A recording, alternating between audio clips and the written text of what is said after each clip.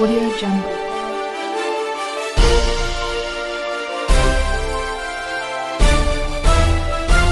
Audio Jungle.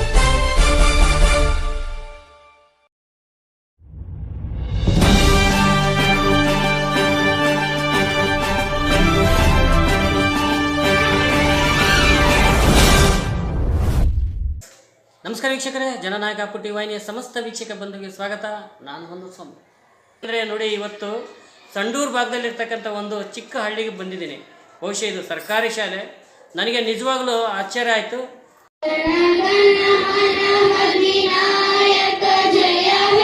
ಆಲೋಚನೆ ಒಳ್ಳೆಯ ಕೆಲಸ ನಿನ್ನನ್ನು ಅತಿ ಶಕ್ತಿಶಾಲಿಯನ್ನಾಗಿ ಮಾಡುತ್ತದೆ.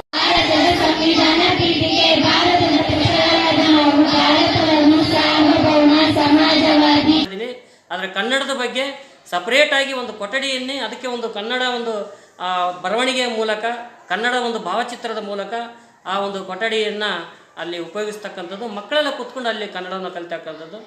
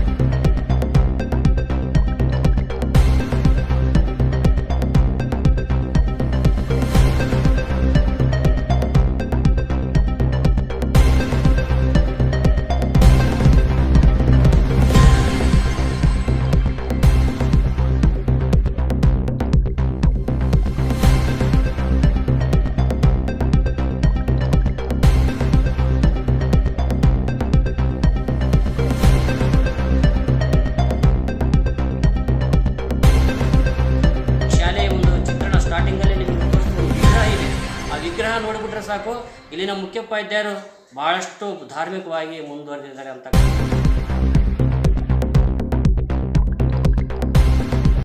ಇಲ್ಲಿ ಬಹಳಷ್ಟು ಗ್ರೂಪ್ ಫೋಟೋಸ್ ಹಾಕಿದ್ದಾರೆ. ಮಕ್ಕಳ ಜೊತೆ ಇರ್ತಕ್ಕಂಥ ಜಾಸ್ತಿ ಇದೆ ಅದರಲ್ಲಿ.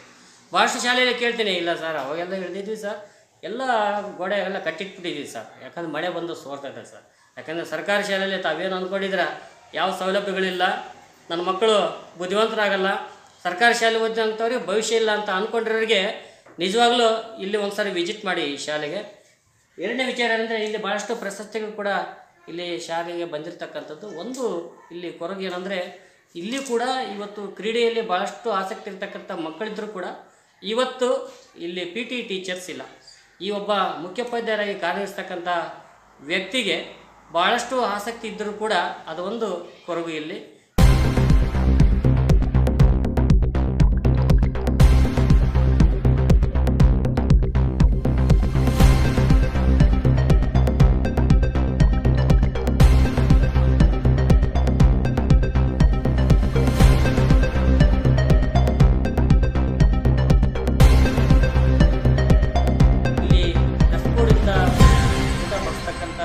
ಹೆಣ್ಣುಮಕ್ಕಳು ಇವತ್ತು ಒಂದು ಬಂಡಿ ರೈಸ್ ತೊಗೊಂಡಿದ್ದಾರೆ, ನಿಮಗೆ ಕ್ಲಿಪ್ ತೋರಿಸ್ತೀನಿ. ಆ ಬಂಡಿ ಹಾಗೆ ದಬ್ತಾ ಇದ್ದಾರೆ. ಅದನ್ನು ಇದ್ದು ಮಕ್ಕಳು ಎಲ್ಲಿ ಕೂತ್ಕೊಂಡಿದ್ದಾರೆ ಅಲ್ಲೇ ಹೋಗಿ ಊಟ ಬಡಿಸ್ತಕ್ಕಂಥದ್ದು.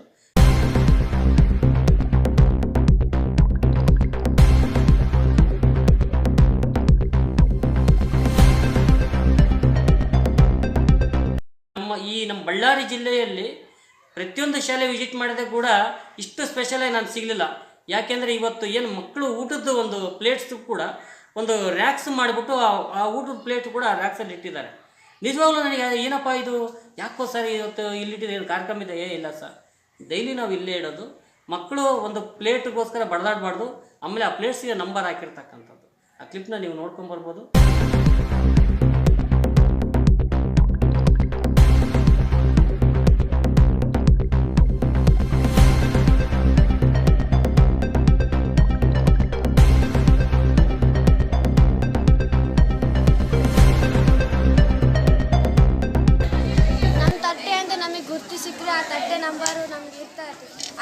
ಅಂತ ನಾವು ತಗೊಳಕ್ಕೆ ಬರ್ತೀವಿ ಎಲ್ಲ ಮಿಕ್ಸ್ ಆಗಿ ಒಬ್ರಿಗೆ ತಟ್ಟೆ ಸಿಗೋದು ಒಬ್ರಿಗೆ ತಟ್ಟೆ ಸಿಗಲಾರ್ದು ಹಂಗೆ ಆಗ್ತೈತಿ. ಅದಕ್ಕಾಗಿ ತಟ್ಟೆಯಿಂದ ನಂಬರ್ ಬರುತ್ತೆ. ಇಲ್ಲಿ ಒಬ್ಬ ಮುಖ್ಯೋಪಾಧ್ಯಾಯರು ಕೂಡ ಇವತ್ತು ಶಾಲೆಗೆ ಬಂದಿರತಕ್ಕಂಥ ಪೋಷಕರು ಇವತ್ತು ನಿಂತು ಮಾತಾಡಬಾರ್ದು, ಯಾವುದೋ ಒಂದು ಮುರಿದೋಗಿರೋ ಚೇರಲ್ಲಿ ಕೂತ್ಕೋಬಾರ್ದು ಅನ್ನೋ ದೃಷ್ಟಿಯಿಂದ ಏನೋ ಒಂದಿಷ್ಟು ವಸ್ತನ ಮಾಡಬೇಕನ್ನೋ ದೃಷ್ಟಿಯಿಂದ ಸೋಫಾ ಸೆಟ್ ಒಂದು ವ್ಯವಸ್ಥೆನೂ ಕೂಡ ಇಲ್ಲಿ ಮಾಡಿರ್ತಕ್ಕಂಥದ್ದು ನಿಜವಾಗಲೂ ಅದ್ಭುತ. ಯಾಕಂದರೆ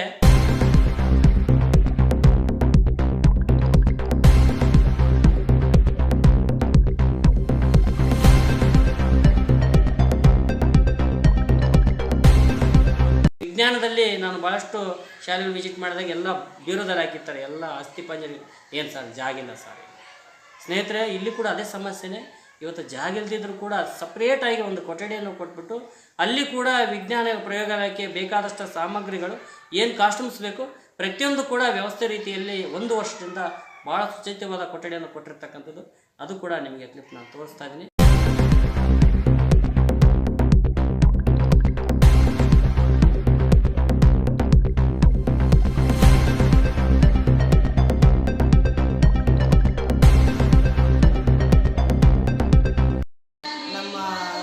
ಸರ್ ಅವರು ತುಂಬ ನನಗೆ ಸಪೋರ್ಟ್ ಮಾಡಿದ್ದಾರೆ ಸೈನ್ಸ್ಗೆ, ಎಸ್ಪೆಷಲಿ ಸೈನ್ಸು ಮತ್ತು ಸ್ಪೋರ್ಟ್ಸಿಗೆ ತುಂಬ ಹೆಲ್ಪ್ ಮಾಡಿದ್ದಾರೆ.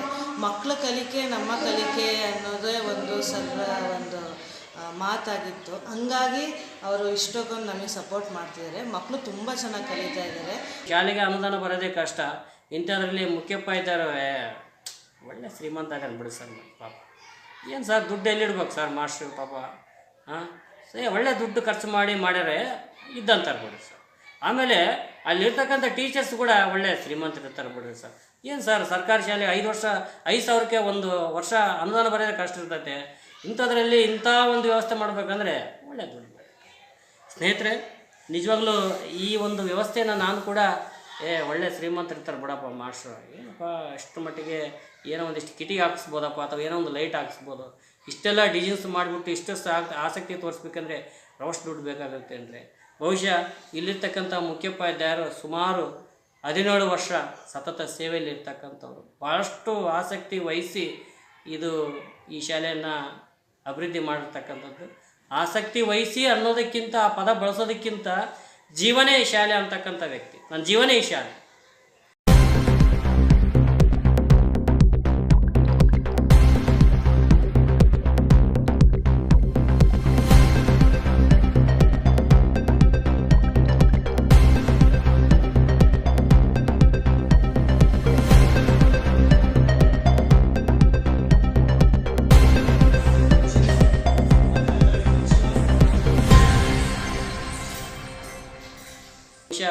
ನಮ್ಮ ಸಂಡೂರು ಭಾಗದಲ್ಲಿ ಭಾಳಷ್ಟು ಚಿರಪರಿಸ್ತಕ್ಕಂಥ ವ್ಯಕ್ತಿ, ಭಾಳಷ್ಟು ಸ್ನೇಹ ಬಳಗವನ್ನು ಹೊಂದಿರತಕ್ಕಂಥ ವ್ಯಕ್ತಿ ಬಸವರಾಜ್ ಸಿ.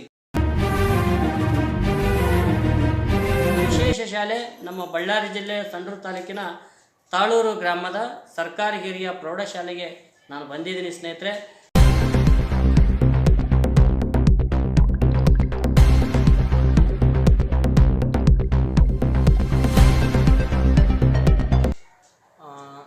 ನನಗೂ ವೈಯಕ್ತಿಕವಾಗಿ ವಿಶೇಷದಲ್ಲೇ ವಿಶೇಷ ವ್ಯಕ್ತಿ ಅಂತಲೇ ಹೇಳ್ಬೋದು. ಯಾಕಂದರೆ ನಮ್ಮ ಒಂದು ವಿದ್ಯಾರ್ಥಿ ಜೀವನದಲ್ಲೇ ಒಂದು ತಿರುವಿನ ಘಟ್ಟ ಅಂತ ಹೇಳ್ತಾರಲ್ಲ, ಈ ಒಂದು ಶಿಕ್ಷಕರು ಬಂದಾಗೇ ನಮ್ಮ ಒಂದು ತಿರುವು ಪಡ್ಕೊಳ್ಳೋದು ನಮ್ಮ ಜೀವನ. ಅದ್ರ ಬಗ್ಗೆ ಹೇಳೋದೇನಿದೆ ಸರ್, ಅವ್ರು ಮಾಡಿರೋದ ಕೊಡುಗೆ ನಮ್ಮ ಸಾಲಿಗೆ ಮಸ್ತಿದೆ. ಅದೇ ಒಂದು ಅವ್ರ ಹೆಸರು ಸರ್ ಹೇಳಕ್ಕೆ, ಬಸವರಾಜ್ ಸರ್ ಅಂತ ಹೇಳಕ್ಕೆ ಒಂದು ಹೆಸರೇ ಇದೆ. ಯಾರು ನಿಜವಾಗ್ಲೂ ಹೀರೋ? ನೀವಾ ಅವರ? ನಿಜವಾಗ್ಲೂ ಹೀರೋ ಅವರೇ ಸರ್. ಯಾನೆಲ್ಲ ಕೊಟ್ಟಿರಕ್ಕಂಥ ಕೆರೆ ನೀರು ಕೆರೆಗೆ ಅಂತಾರಲ್ಲ, ಆ ಥರ ದಾನಿಗಳು ಕೊಟ್ಟಿರ್ತಕ್ಕಂಥ ಯಾವುದೋ ಅವ್ರ ಚಿಕ್ಕ ಸೇವೆ, ಆ ಸೇವೆಯನ್ನು ಅವ್ರ ಸಾರುಗಳು ನಡೆಸ್ಕೊಂಡು ಹೋಗ್ತಿದ್ದಾರೆ. ಅದನ್ನು ಕೊಟ್ಟಿದ್ದನ್ನು ಯಾರು ಇದು ಮಾಡೋಕ್ಕೆ ಬರೋಲ್ಲ. ನೀವೇನೋ ಕೊಡೋದಿದ್ರೆ ಸ್ಕೂಲಿಗೆ ಕೊಟ್ಟಾಗಪ್ಪ, ನಾನು ಇವತ್ತಿರ್ತನೋ ಮುಂದೆ ವರ್ಷ ಇರುತ್ತನೋ ಗೊತ್ತಿಲ್ಲ, ಟ್ರಾನ್ಸ್ಫರ್ ಆಗ್ಬೋದು. ಅದು ನಿಮ್ಮ ಸೇವೆ ಕೊಟ್ಟಿದ್ದು ಸ್ಕೂಲಿಗೆ ಇರುತ್ತೆ. ಮುಂದೆ ಬರ್ತಕ್ಕಂಥ ಅನುಕೂಲ ಮಕ್ಕಳ ಫೀಡು ಚೆನ್ನಾಗಿರಲ್ಲ, ನಮ್ಮ ಸ್ಕೂಲ್ ಚೆನ್ನಾಗೈತೆ ಅಂತಂದು ಅವ್ರು ಖುಷಿ ಪಡ್ತಾರೆ. ಬಸವರಾಜ್ ಅವ್ರ ಬಗ್ಗೆ ತಮ್ಮ ಅಭಿಪ್ರಾಯ ಸರ್? ಇವತ್ತು ಏನು ನಾನು ತಾಳೂರು ಸ್ಕೂಲ್ನಲ್ಲಿ ಮಾಡ್ತಾಯಿದ್ದೀನಿ, ಆ ಕಾರ್ಯಕ್ರಮಗಳಿಗೆ ಒಂದು ರೀತಿಯ ಸ್ಫೂರ್ತಿ ಮತ್ತು ಬೆನ್ನೆಲುಬು ಅನ್ಬೋದು. ಅವ್ರು ಕನಸು ಕಾಣ್ತಾರೆ, ನಾನು ಅದನ್ನು ಸಾಕಾರ ಮಾಡ್ತಾಯಿದ್ದೀನಿ.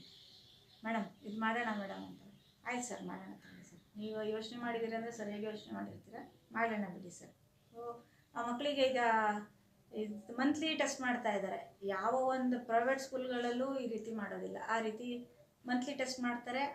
ಸರ್ ಏನು ಹೇಳಿದ್ರು, ಮಂತ್ಲಿ ಟೆಸ್ಟ್ ಮಾಡ್ತೀವಿ, ಸುಮ್ಮನೆ ಒಂದು ಟೆಸ್ಟ್ ಮಾಡಿ ಕೈ ಬಿಡೋದಕ್ಕಿಂತ ಆ ಮಕ್ಕಳಿಗೆ ಫಸ್ಟ್ ಸೆಕೆಂಡ್ ಥರ್ಡ್ ಒಂದು ಶೀಲ್ಡು, ಒಂದು ಪ್ರೈಝು, ಒಂದು ಏನೋ ಕೊಡೋಣ ಮೇಡಮ್ ನಮಗೂ ಕೊಟ್ಟರೆ ಆ ಮಕ್ಕಳಿಗೆ ನೆಕ್ಸ್ಟು ಒಂದು 3 ಜನ ತೊಗೊಂಡಿದ್ದಾರೆ, ನೆಕ್ಸ್ಟ್ ನಾವು ತೊಗೊಳ್ಳೋಣ ಅಂತ ಅವರಿಗೆ ಇನ್ನೊಂದಷ್ಟು ಹುಮ್ಮಸ್ಸು ಹುಟ್ಟತ್ತೆ, ನಾವು ಮಾರ್ಕ್ಸ್ ತೆಗಿಬೇಕು ಅಂಥೇಳಿ. ಮಕ್ಕಳು ಅವತ್ತಿನ ದಿನ ಸ್ಕೂಲ್ಗೆ ಬರೋದಿಲ್ಲ, ಪೀರಿಯಡ್ಸ್ ಇದೆ ಅಂತೇಳಿ ಅವ್ರಿಗೆ ಮಂತ್ಲಿ ಪ್ರಾಬ್ಲಮ್ ಏನಾಗುತ್ತೆ, ಆ ದಿನ ಸ್ಕೂಲಿಗೆ ಬರೋಲ್ಲ. 10th ಇರೋದ್ರಿಂದ ಪಾಪ ಅವತ್ತಿಂದ ಪೋರ್ಷನ್ ಅವ್ರಿಗೆ ಮಿಸ್ ಆಗುತ್ತೆ.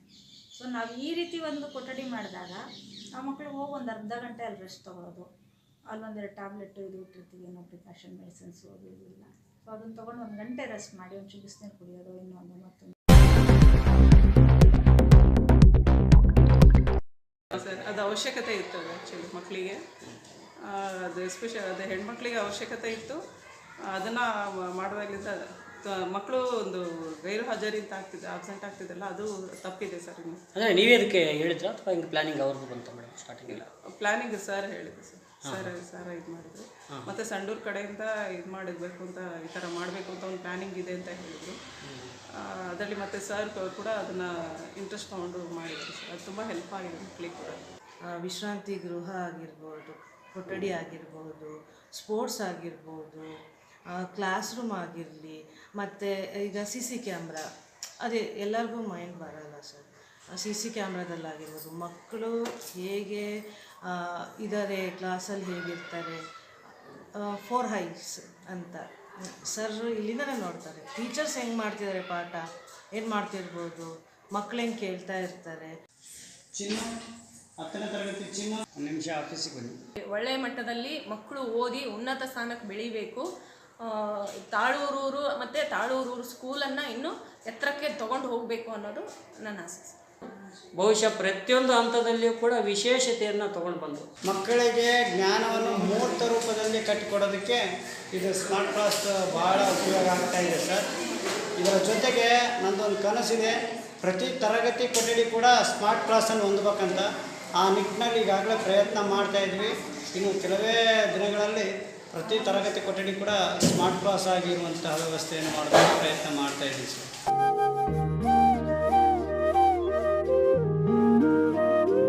ಹಿಂದೆ ಸ್ಕ್ರೀನಲ್ಲಿ ತಾವು ಕಾಣ್ತಾ ಇದ್ದೀರಾ, ಬಹುಶಃ ಅದು ಯಾವ ವಿಡಿಯೋ ಕ್ಲಿಪ್ಪಿಂಗ್ ಅದು ಸರ್? ಅದು ಕರೋನಾ ಸಂದರ್ಭದಲ್ಲಿ ಮಕ್ಕಳಿಗೆ ಶಾಲೆಗೆ ಬರೋಕ್ಕೆ ಅವಕಾಶ ಇರಲಿಲ್ಲ.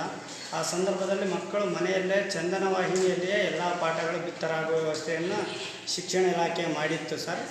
ಆ ಸಂದರ್ಭದಲ್ಲಿ ನನಗೆ 2 ಪಾಠಗಳನ್ನು ಮಾಡೋದಕ್ಕೆ ಅವಕಾಶ ಕೊಟ್ಟಿತ್ತು ಗದ್ಯ ಭಾಗದಲ್ಲಿ. ಒಂದು 10ನೇ ತರಗತಿಯ ಹಲಗಲು ಬೇಡರು, ಅದು 2 ಕ್ಲಾಸ್ ಆಗಿತ್ತು. ಇನ್ನೊಂದು 9ನೇ ತರಗತಿಯ ಕನ್ನಡ ನಾಡು ನುಡಿ ಅನ್ನುವಂಥದ್ದನ್ನು, ಇದನ್ನು ನಾವು ಬೆಂಗಳೂರಿನ DSRT ಸ್ಟುಡಿಯೋದಲ್ಲಿ ನಾವು ಇದನ್ನು ಎಲ್ಲ ರೆಕಾರ್ಡಿಂಗ್ ಮಾಡಿಬಿಟ್ಟು ಚಂದನ ವಾಹಿನಿಯಲ್ಲಿ ಇಡೀ ನಾಡಿನಾದ್ಯಂತ ಜಗತ್ತಿನಾದ್ಯಂತ ಬಿತ್ತರಾಗಿತ್ತು ಸರ್. ಇದು ಶಾಶ್ವತ ಡಾಕ್ಯುಮೆಂಟ್ರಿಯಾಗಿ ಯೂಟ್ಯೂಬಲ್ಲಿ ಉಳಿದಿದೆ. ಯಾವುದೇ ಮಕ್ಕಳಿಗೆ ಪಾಠ ಅರ್ಥ ಆಗಿದ್ದ ಸಂದರ್ಭದಲ್ಲಿ ವಿಡಿಯೋವನ್ನು ನೋಡೋದ್ರ ಮೂಲಕ ಕೂಡ ಮಕ್ಕಳು ಅರ್ಥ ಮಾಡ್ಕೊಳ್ಳೋದಕ್ಕೆ ಇದೊಂದು ಅನುಕೂಲಕರವಾದಂಥದ್ದು ನಮ್ಮ ಇಲಾಖೆಯ ಹೆಮ್ಮೆಯ ವಿಚಾರ ಸರ್. ವಿದ್ಯಾರ್ಥಿನಿಯರ ವಿಶ್ರಾಂತಿ ಕೊಠಡಿ ಅಂತ ಅಂದರೆ ಯಾವುದೇ ಮಕ್ಕಳು ವಿದ್ಯಾರ್ಥಿನಿಯರು ಎಸ್ಪೆಷಲಿ ಅವರಿಗೆ ಯಾವುದೇ ಜ್ವರ ಬಂದಿರಲಿ, ಇಲ್ಲ ಹುಷಾರಿಲ್ಲದೆ ಇರಲಿ, ಅಥವಾ ಹೆಣ್ಣು ಹುಡುಗಿಯರಿಗೆ ಸಹಜವಾಗಿರ್ತಕ್ಕಂಥ ಮಂತ್ಲಿ ಪ್ರಾಬ್ಲಮ್ ಆಗಿರಲಿ, ಹಂಗೆಲ್ಲ ಇದ್ದಾಗ ಅವ್ರು ಇಲ್ಲಿಂದ 1.5 ಕಿಲೋಮೀಟ್ರ್ ಮಕ್ಕಳು ಆ ಸಂದರ್ಭದಲ್ಲಿ ನಡ್ಕೊಂಡು ಹೋಗೋದು ಕಷ್ಟ ಅಂತ ಸ್ವತಃ ನನ್ನ ಮಗಳಿಂದ ಮತ್ತು ಈ ಕೆಲವು ಮಕ್ಕಳಿಂದ ಕೇಳ್ಪಟ್ಟಿದ್ದೆ ಸರ್, ನಮಗೆ ಈ ರೀತಿ ತೊಂದರೆ ಆಗ್ತದೆ ಅಂತ. ಅದಕ್ಕೋಸ್ಕರನೇ ಇರಲಿ ಮಾಡ್ಕೊಳ್ಳೋಣ ಅಂತ 1 ಗಂಟೆ ರೆಸ್ಟ್ ತಗೊಂಬಿಟ್ಟು ಇಲ್ಲಿರ್ತಕ್ಕಂಥ ಪರಿಕರ ಯೂಸ್ ಮಾಡ್ಕೊಂಡು ನೆಕ್ಸ್ಟ್ ಕ್ಲಾಸಿಗೆ ಜಾಯ್ನ್ ಆಗ್ತಾರೆ ಸರ್. ಪೂರ ದಿನ ಅವರು ಮನೆಗೆ ಹೋಗೋ ಬದಲಾಗಿ 1 ಗಂಟೆ ರೆಸ್ಟ್ ತಗೊಂಡು ನೆಕ್ಸ್ಟ್ ಕ್ಲಾಸಿಗೆ ಜಾಯ್ನ್ ಆಗೋದಕ್ಕೆ ಭಾರಿ ಅವಕಾಶ ಆಗಿದೆ.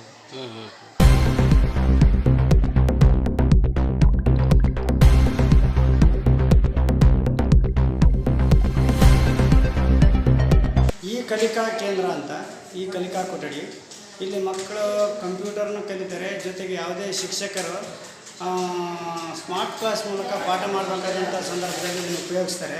ಮಾತಾಡಿಸ್ತಾ ಹೋಗ್ತೀನಿ, ಏನು ಹೇಳ್ತಾರೆ ಈ ಶಾಲೆ ಬಗ್ಗೆ, ಹಾಗೆ ಅವರ ಅನುಭವ ಏನು ಅಂತಕ್ಕಂಥದ್ದು ತಮ್ಮ ಕಿರುಪರಿಚಯ ಮಾಡಿಕೊಡಿ ಸರ್. ಸರ್ ನಮಸ್ಕಾರ, ನನ್ನ ಹೆಸರು ಬಸವರಾಜ್ ಅಂತ. ನನ್ನ ತಂದೆ ಪಂಪನಗೌಡ, ತಾಯಿ ಮಹಾಂಕಾಳಮ್ಮ ಅಂತ. ನನ್ನ ತಂದೆ ಮಾತ್ರ ಒಂದು 5ನೇ ತರಗತಿವರೆಗೆ ಓದಿರ್ತಕ್ಕಂಥದ್ದನ್ನು ನಾವು ಗಮನಿಸಿವೆ. ನನ್ನ ತಾಯಿ ಯಾವುದೇ ಶಾಲೆಗೆ ಹೋಗಿಲ್ಲ. ಅವರು ನಮ್ಮ ಮೂಲತಃ ಸಿರುಗುಪ್ಪ ತಾಲೂಕು ಚಾಣಕ್ಯನವರು.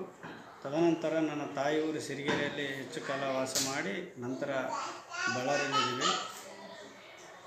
ನಮ್ಮದು ಮೂಲತಃ ಒಂದು ಚಿಕ್ಕ ಒಂದು ಬೇಕ್ರಿ ಅಂದರೆ ಈಗಿನ ಕಲ್ಪನೆ ಬೇಕ್ರಿ ಅಲ್ಲ ಸರ್. ಬಳ್ಳಾರಿಯಿಂದ ಬ್ರೆಡ್ ತಂದುಬಿಟ್ಟು ಟೀ ಮಾಡುವಂತಹ ಒಂದು ಕಾಯಕದಲ್ಲಿ ಇದ್ವಿ ಸರ್ ನಾವು.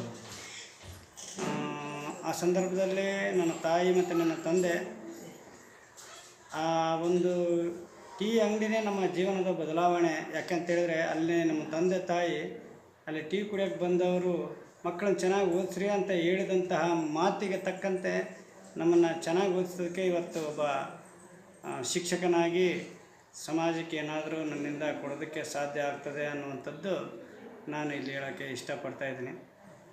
ಜೊತೆಗೆ ತಾವು ಹೇಳಿದರೆ ಸರ್ಕಾರಿ ಶಾಲೆ ಸರ್, ಜಗತ್ತಿನಲ್ಲಿ ಅತಿ ಶ್ರೀಮಂತವಾದ ಶಾಲೆಗಳು ಯಾವಾದ್ರಿದ್ರೆ ಅವು ಸರ್ಕಾರಿ ಶಾಲೆಗಳು ಅಂತ ಹೇಳೋದಕ್ಕೆ ನಾನು ಗರ್ವ ಪಡ್ತೀನಿ, ಹೆಮ್ಮೆ ಪಡ್ತೀನಿ. ಯಾಕಂದರೆ ಸರ್ ಇದು ಸಾರ್ವಜನಿಕ ಸ್ವತ್ತು. ಸಾರ್ವಜನಿಕ ಸ್ವತ್ತಕ್ಕಿಂತ ಯಾವತ್ತೂ ಪ್ರೈವೇಟ್ ಸ್ವತ್ತು ಹೆಚ್ಚಾಗೋದಕ್ಕೆ ಸಾಧ್ಯನೇ ಇಲ್ಲ. ಆದರೆ ಇಲ್ಲಿ ನನ್ನದು ಯಾವುದಲ್ಲ, ಎಲ್ಲದೂ ಸಾರ್ವಜನಿಕರದ್ದು ಅನ್ನುವಂತಹ ಕಲ್ಪನೆಯಲ್ಲಿ ನಾನು ಇರುವಂಥವನು. ಯಾಕಂತೇಳಿದ್ರೆ ಒಂದು ಸಣ್ಣ ಲೆಕ್ಕಾಚಾರ ಹೇಳೋದಕ್ಕೆ ಇಷ್ಟಪಡ್ತೀನಿ. ಸರ್ಕಾರಿ ಶಾಲೆ ಶಿಕ್ಷಕರು, ಸರ್ಕಾರಿ ಶಾಲೆ ಮಕ್ಕಳು ಗರ್ವದಿಂದ ನಾನು ಸರ್ಕಾರಿ ಶಾಲೆಯ ಮಗು, ನಾನು ಸರ್ಕಾರಿ ಶಾಲೆಯ ಶಿಕ್ಷಕ ಅಂತ ಹೇಳೋದಕ್ಕೆ ಒಂದು ಸಣ್ಣ ಲೆಕ್ಕ ಸರ್. ಇವತ್ತು ನಾವು ಯಾವುದೇ ನೀವು ಪ್ರತಿಷ್ಠಿತ ಶಾಲೆಗಳಿಗೆ ಹೋದರೆ ನಮ್ಮ ಸುತ್ತಮುತ್ತ ಇರ್ತಕ್ಕಂಥದ್ದಕ್ಕೆ 10,000ದಿಂದ ಹಿಡಿದು 30, 40, 50,000ದವರೆಗೆ ಫೀಸ್ಗಳನ್ನು ನಾವು ಕೇಳ್ಬೋದು ಸರ್. ನೀವು ಒಂಥರ ನೀವು ಸರ್ಕಾರದಲ್ಲಿ ಮೊನ್ನೆ ಒಂದು ಸೆಷನ್ನಲ್ಲಿ ಒಬ್ಬ ಶಾಸಕರು ಕೂಡ ಅದ್ರ ಬಗ್ಗೆ ಕೇಳಿದರು. ನಮ್ಮ ಸರ್ಕಾರಿ ಶಾಲೆ ಶ್ರೀಮಂತ ಅಂತ ಯಾಕೆ ಹೇಳೋದಕ್ಕೆ ಇಷ್ಟಪಡ್ತಂದರೆ, ಸರ್ಕಾರ ನಮ್ಮ ಶಾಲೆಯ ಒಂದು ಮಗುವಿಗೆ ಓವರಾಲ್ ರಾಜ್ಯ ಮಟ್ಟದಲ್ಲಿ ಲೆಕ್ಕಾಚಾರ ಹೇಳಿದ್ರೆ ಕನಿಷ್ಠ 50,000ರಿಂದ 60,000 ರೂಪಾಯಿ ಒಂದು ವರ್ಷಕ್ಕೆ ಖರ್ಚು ಮಾಡ್ತದೆ. ಹಂಗಾಗಿ ನಾವು ಶ್ರೀಮಂತ ಶಾಲೆಯ ಶಿಕ್ಷಕರು. ನಮ್ಮ ಮಕ್ಕಳು ಅತಿ ಶ್ರೀಮಂತರು ಮಾತ್ರ ಇಲ್ಲಿರೋದಕ್ಕೆ ಸಾಧ್ಯ, ಬಡ ಮಕ್ಕಳೆಲ್ಲ ಇಲ್ಲಿರೋದಕ್ಕೆ ಸಾಧ್ಯ ಇಲ್ಲ. ಯಾಕಂದರೆ 50,000 ಖರ್ಚು ಮಾಡಿ ಶಿಕ್ಷಣ ಪಡಿತಾರೆ ಅಂದರೆ ಅವರೆಲ್ಲ ಶ್ರೀಮಂತ ಮಕ್ಕಳು ಅಂತ ಹೇಳೋದಕ್ಕೆ ನಾನು ಇಷ್ಟಪಡ್ತೀನಿ. ನನ್ನದು ಕನಸು ಕೂಡ ಅದೇ. ಆ ನಿಟ್ಟಿನಲ್ಲಿ ಸರ್ಕಾರಿ ಶಾಲೆ ಅಂದರೆ ನಾವು ಯಾರಿಗೂ ಕಡಿಮೆ ಇಲ್ಲ ಅಂತ, ನಾವು ಎಲ್ಲರೂ ಎಲ್ಲ ರೀತಿಯಿಂದಲೂ ಕೂಡ ಕಲಿಸೋದಕ್ಕೆ ಸಾಧ್ಯ ಇದೆ. ಸ್ವಲ್ಪ ಕಲಿಸುವ ರೀತಿಗಳಲ್ಲಿ ಏನಾದರೂ ಅದರ ಬದಲು ಕಾಣ್ಬೋದು. ನಮ್ಮಲ್ಲಿ ವೈಭವ ಕಡಿಮೆ ಇರ್ತದೆ, ಜೀವನದ ನೈಜ ಸ್ಥಿತಿ ಹೆಚ್ಚು ಮಕ್ಕಳಿಗೆ ಗೊತ್ತಾಗ್ತದೆ. ಅದನ್ನು ಹೇಳೋಕ್ಕೆ ನಾನು ಇಷ್ಟಪಡ್ತೀನಿ. ತದನಂತರ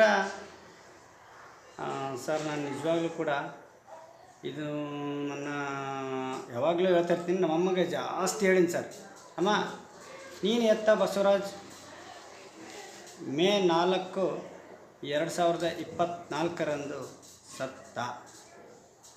ಕಾರಣ ನಾನು ಪಾರ್ಶ್ವವಾಯು ಬಂದಿದ್ದವತ್ತು. ನನ್ನ ಮಮ್ಮಗೆ ಹೇಳ್ತಮ್ಮ, ತಂದೆ ತಾಯಿಯ ಪುಣ್ಯ ಜೊತೆಗೆ ನನ್ನ ಒಂದು ಚೂರು ಕಾಯಕ ನಿಷ್ಠೆ ಇದು ನನ್ನ 2ನೇ ಜನ್ಮ ಅಂತ ಭಾಳಷ್ಟು ಸರಿ ಹೇಳಿದ್ದೀನಿ. ನಮ್ಮಮ್ಮ ಕೂಡ ಅದನ್ನು ಒಪ್ಕೊಂಡಿದ್ದಾಳೆ. ಈ ನನ್ನ ಜೀವನದ 2ನೇ ಇನ್ನಿಂಗ್ಸ್ ಪ್ರಾರಂಭ ಆಗಿದ್ದು ಸದಾ ನಾನು ನಂಬಿರ್ತಕ್ಕಂಥ ಈ ಊರಿನ ಅಧಿದೈವ ವೀರಭದ್ರೇಶ್ವರನ ಕೃಪಾಶೀರ್ವಾದದಿಂದ ಅನಿರೀಕ್ಷಿತವಾಗಿ ನನಗೆ ವರ್ಗಾವಣೆಯಲ್ಲಿ ಸರ್ಕಾರಿ ಪ್ರೌಢಶಾಲೆಯ ಕನ್ನಡ ಭಾಷಾ ಶಿಕ್ಷಕನಾಗಿ ವರ್ಗಾವಣೆ ಆಯಿತು. ಅದೇ ನನ್ನ ಸುದೈವ ಅಂತ ಕೂಡ ಈ ಸಂದರ್ಭದಲ್ಲಿ ಹೇಳೋದಕ್ಕೆ ಇಷ್ಟಪಡ್ತೀನಿ. ಯಾಕಂದರೆ ಮುಂಚಿತವಾಗಿ 6 ವರ್ಷಗಳ ಕಾಲ ಇದೇ ಊರಿನಲ್ಲಿ ಕನ್ನಡ ಭಾಷೆ ಶಿಕ್ಷಕನಾಗಿ ಕೆಲಸ ಮಾಡಿದ್ದೆ. ತದನಂತರ BO ಕಚೇರಿಯಲ್ಲಿ ಕ್ಷೇತ್ರ ಶಿಕ್ಷಣ ಸಂಯೋಜಕನಾಗಿ ಸುಮಾರು 4.5 ವರ್ಷಗಳ ಕಾಲ ಕಾರ್ಯನಿರ್ವಹಿಸಿದ ಮಧ್ಯದಲ್ಲಿ ಆರೋಗ್ಯ ವೈಪರೀತ್ಯದಿಂದ ಮತ್ತೆ ನಾನು ಶಾಲೆಗೆ ಬಂದಿದ್ದೀನಿ. ಇದು ನಾನು ಹೆಮ್ಮೆ ಪಡುವಂತಹ ಕೆಲಸ ಅಂತ ಕೂಡ ನಾನು ಹೇಳೋದಕ್ಕೆ ಇಷ್ಟಪಡ್ತೀನಿ. ಅದಕ್ಕಾಗಿ ಹುಟ್ಟು ಉಚಿತ ಆದರೆ ಸಾವು ಖಚಿತ ಆದ ನಾವು ಯಾವಾಗಲೂ ನಮ್ಮ ಜೊತೆಗಿಟ್ಕೊಂಡೇ ನಾವು ಜೀವನ ಮಾಡ್ತೀವಿ. ಅದಕ್ಕೆ ಸಾವಿನ ಬಗ್ಗೆ ಮಾತಾಡೋದಕ್ಕೆ ನಾನು ಎಲ್ಲೂ ಹಿಂಜರಿಕೆ ಇಲ್ಲ. ನನಗೆ ಈ ಒಂದು ಚಾಲನ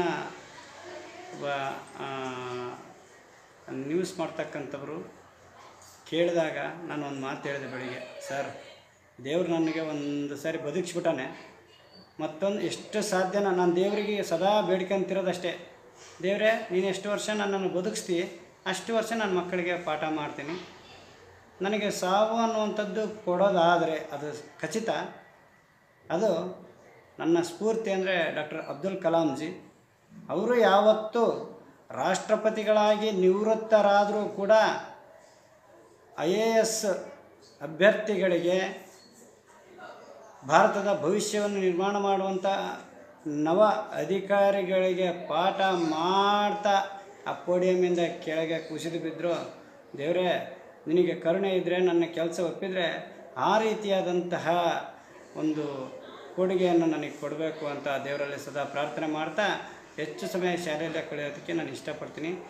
ಶಾಲಾ ಮಕ್ಕಳ ಜೊತೆಗಿರೋದ್ರಿಂದಲೇ ಇವತ್ತು ನನ್ನ ಆರೋಗ್ಯ ಸುಧಾರಿಸಿರುವುದು ಅಂತ ಬಹಳ ಗರ್ವದಿಂದ ಹೇಳ್ತೀನಿ, ಹೆಮ್ಮೆಯಿಂದ ಹೇಳ್ತೀನಿ.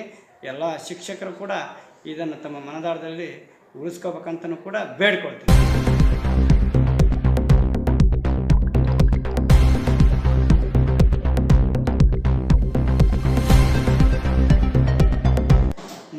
ನಾಲ್ಕನೆಯ ಪಿಲ್ಲರ್ ಆಗಿ ನಿಂತಿರ್ತಕ್ಕಂಥದ್ದು ನನಗೆ ಸಮಾಜ ಅಂದ ತಕ್ಷಣವೇ ಊರಿನ ನಾಗರಿಕರು, ನನ್ನ ನೆಚ್ಚಿನ ಹಿರಿಯ ವಿದ್ಯಾರ್ಥಿಗಳು. ಯಾವತ್ತೂ ಕೂಡ ಹಳಬರಾಗ್ತಿಲ್ಲ ವಿದ್ಯಾರ್ಥಿ, ನನಗೆ ಹಿರಿಯರಾಗ್ತಾರೆ, ಹಿರಿಯ ವಿದ್ಯಾರ್ಥಿಗಳು.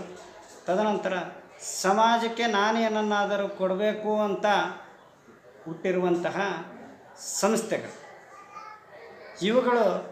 ಅಂದರೆ ನಾನು ಅಂತ ಹೇಳ್ಬಾರ್ದು, ಈ ಶಾಲೆಯ ಮುಖ್ಯ ಗುರು, ಈ ಶಾಲೆಯ SDMC, ಈ ಊರಿನ ಗ್ರಾಮ ಪಂಚಾಯಿತಿ ಮತ್ತು ಈ ಊರು, ಈ 4 ಪಿಲ್ಲರ್ಗಳ ಮೇಲೆ ಈ ಸುಂದರ ಸೌಧವನ್ನು ವ್ಯವಸ್ಥಿತವಾಗಿ ನಿರ್ಮಾಣ ಮಾಡಬೇಕನ್ನೋದು ನನ್ನ ಒತ್ತಾಸೆ. ಆ ನಿಟ್ಟಿನಲ್ಲಿ 4 ಪಿಲ್ಲರು ಸಮಬಲವಾಗಿ ನಿಂತಿರೋದಕ್ಕೆ ನಾವೇನಾದರೂ ಮಾಡ್ತಾಯಿದ್ದೀವಿ ಅನ್ನುವಂಥದ್ದನ್ನು ಹೇಳೋದಕ್ಕೆ ಇಷ್ಟಪಡ್ತೀನಿ. ಸುಮಾರು ಜನ ಕೊಠಡಿಗಳ ಶೃಂಗಾರ ಕಾರ್ಯವನ್ನು ಮಾಡಿದ್ದಾರೆ ಸುಣ್ಣ ಬಣ್ಣ ಮಾಡೋದ್ರ ಮೂಲಕ. ಜೊತೆಗೆ ನಮಗೆ ಇಲ್ಲೇ JSW ಕಂಪ್ನಿ ಇರೋದರಿಂದ ಅವರ ಎಂಪ್ಲಾಯೀಸ್ ಆಗಿರ್ಬೋದು, ಅಲ್ಲಿರ್ತಕ್ಕಂತಹ ಎಂಪ್ಲಾಯರ್ ಅವರ ಮಡದಿಯರು, ಅವರು ಲೇಡೀಸ್ ಕ್ಲಬ್ಗಳಾಗಿರ್ಬೋದು, ಅವರೆಲ್ಲರೂ ಕೂಡ ನಮ್ಮ ಹತ್ರ ಬಂದ್ಬಿಟ್ಟು ನನಗೆ ಬೆನ್ನೆಲುಬಾಗಿ ನಿಂತಿದ್ದಾರೆ. ಆ ನಿಟ್ಟಿನಲ್ಲಿ ನಾನು ಧನ್ಯವಾದಗಳನ್ನ ಹೇಳಬೇಕಾಗ್ತದೆ. ನಮ್ಮ ಊರಿನವರು ಒಂದು ಲೆಕ್ಕದಲ್ಲಿ ಮಾಡಿದ್ರೆ, ನನ್ನ ಹಿರಿಯ ವಿದ್ಯಾರ್ಥಿಗಳು ಒಂದು ಹಂತದಲ್ಲಿ ನನಗೆ ಕೊಡುಗೆಯನ್ನು ಕೊಟ್ಟರೆ, ಇಲ್ಲೇ ಪಕ್ಕದಲ್ಲಿರ್ತಕ್ಕಂತಹ ಜೀವನ ಸಂಗೀತ ಟ್ರಸ್ಟ್ ಅನ್ನುವಂಥ ಒಂದು ಸಂಸ್ಥೆ ಖಂಡಿತವಾಗಿಯೂ ನಮಗೆ ಬೆನ್ನೆಲುಬಾಗಿ ನಿಂತ್ಕೊಂಡ್ಬಿಟ್ಟು ಅವರಿಂದಲೂ ಮತ್ತು ಅವರಿಗೆ ಪರಿಚಯ ಇರೋರಿಂದಲೂ ಕೂಡ ನಮಗೆ ಶಾಲೆಗೆ ಕೊಡುಗೆಗಳನ್ನು ನಿರಂತರವಾಗಿ ಕೊಡ್ತಾ ಇದ್ದಾರೆ. ನಂತರ ನಮ್ಮ ಶಾಲೆಯ ಮಕ್ಕಳಿಗೆ ಯಾರು ಸಿಂಗಲ್ ಪೇರೆಂಟ್ ಇರ್ತಾರೆ ಅಥವಾ ಯಾರು ಪೋಷಕರೇ ಇಲ್ಲದವರು ಇರ್ತಾರೆ, ಅಂಥವರಿಗೆ ಬೇಕಾಗಿರ್ತಕ್ಕಂತಹ ಲೇಖನಿ ಸಾಮಗ್ರಿಗಳನ್ನು ಒದಗಿಸ್ತಕ್ಕಂಥದ್ದಾಗಿರ್ಬೋದು.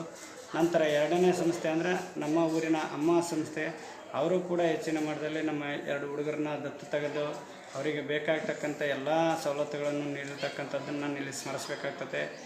ಅದರ ಜೊತೆಗೆ ಈ ಭಾಗದಲ್ಲಿ ಕಳೆದ ವರ್ಷದಿಂದ SKMEPL ಅನ್ನುವಂತಹ ಒಂದು ಮೈನಿಂಗ್ ಕಂಪನಿ ನಮ್ಮ ಶಾಲೆಯ ಮಕ್ಕಳಿಗೆ ಪ್ರತಿ ಮಕ್ಕಳಿಗೆ 10ನೇ ತರಗತಿ ಮಕ್ಕಳಿಗೆ 6 ನೋಟ್ಬುಕ್ಗಳನ್ನು, 9ನೇ ತರಗತಿಯ ಮಕ್ಕಳಿಗೆ 4 ನೋಟ್ಬುಕ್ಗಳನ್ನು ಕೊಡೋದ್ರ ಮೂಲಕ ಸಹಕಾರ ಮಾಡಿತು.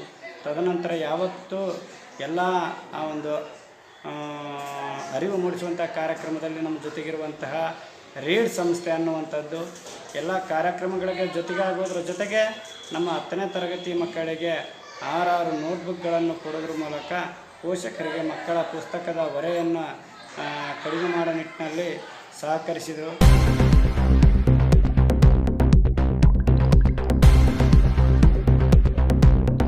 ಇವರಿಗೂ ಸುಮಾರು 17 ವರ್ಷಗಳ ಕಾಲ ಸೇವೆ ಸಲ್ಲಿಸಲು ಅವಕಾಶ ಮಾಡಿಕೊಟ್ಟಂತಹ ನನ್ನ ತಾಯಿಯ ಸ್ಥಾನದಲ್ಲಿರುವಂತಹ ಘನ ಸರ್ಕಾರ, ಶಿಕ್ಷಣ ಇಲಾಖೆ, ತಾಳೂರು ಗ್ರಾಮ, ತಾಳೂರಿನ ಪ್ರೌಢಶಾಲೆ, ತಾಳೂರಿನ ಪೋಷಕರು, ತಾಳೂರಿನ ಹಿರಿಯ ವಿದ್ಯಾರ್ಥಿಗಳು, ಜೊತೆಗೆ ಇಂದು ವಿದ್ಯಾಭ್ಯಾಸ ಮಾಡುವಂಥ ಎಲ್ಲ ವಿದ್ಯಾರ್ಥಿಗಳು, ಮುಂದಿನ ದಿನಗಳಲ್ಲಿ ನಮ್ಮ ಶಾಲೆಗೆ ಬರ್ತಕ್ಕಂಥ ಎಲ್ಲ ವಿದ್ಯಾರ್ಥಿಗಳು ಎಲ್ಲರೂ ಕೂಡ ನನ್ನ ಒಂದು ಸೇವೆಗೆ ತುಂಬ ಸಹಕಾರವನ್ನು ನೀಡಿದಿರಿ.